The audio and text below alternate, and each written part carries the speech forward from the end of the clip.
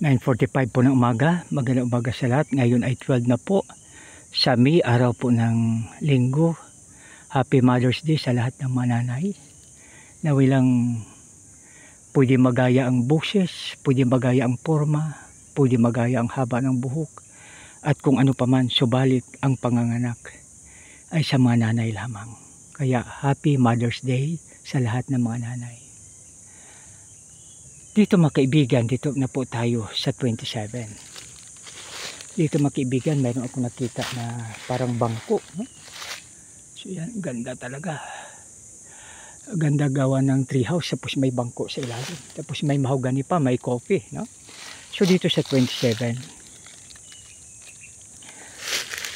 Ang nangag sa saya sa aking paglaya, hayaang palaging sumigaw sa tuwa. Dakila si Yahweh, tunay na dakila sa aking tagumpay, siya'y natutuwa.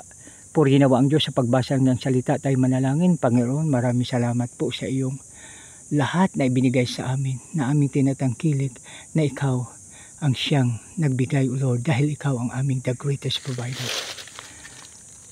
Maraming salamat sa pangalan ni Jesus na aming Panginoon tagapagligtas. Lahat po ay magsabi ng Amen and Amen. God bless us all.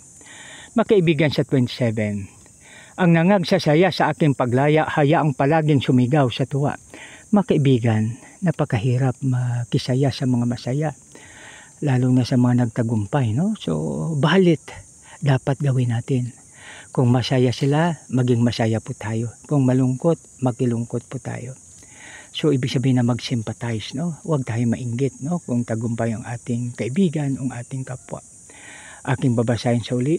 Ang mga nagsasaya sa aking paglaya, hayaang palaging sumigaw sa tuwa. Dakila si Yahweh, tunay na dakila sa aking tagumpay, siya'y natutuwa.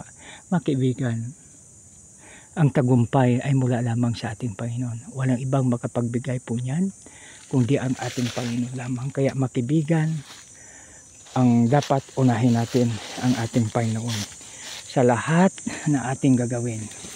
God first, mga kaibigan. Dapat unahin natin ang ating provider. Sa lahat na kanyang di-create, napakaganda. Subalit unahin natin ang creator. Kasi siya ang dahilan kung bakit nagkaroon po tayo. No? Tulad ng mga halamang ito, no? Mga mangga, yung bundok na ito, siya ang siyang creator. Kaya wag natin siyang kalimutan na sambahin, pasalamatan, at bigyan ng papuri sa lahat niyang ginawa, nag-prepare para sa atin. No? Kaya napakaganda, napakasaya pag tayo ay sa ating Panginoon. Malaki ang kanyang ginawa para sa atin. Gi-create niya na, kung maalaala ko pa mga kaibigan, i-quote ko po. Sa utos ni Yahweh, ang langit ay nagawa, ang araw, ang buwan, at mga bituing maririkit. So, ibig sabihin na God provided everything we need before He created us. No? Kaya sa Kanya lahat na kapurihan, lahat na kapangyarihan, at sa Kanya lamang. Glory and honor is only for God. Thank you. God bless us all.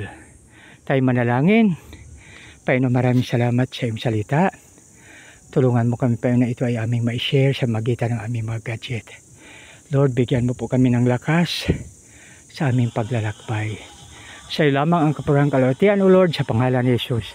Amen and Amen. God bless us all.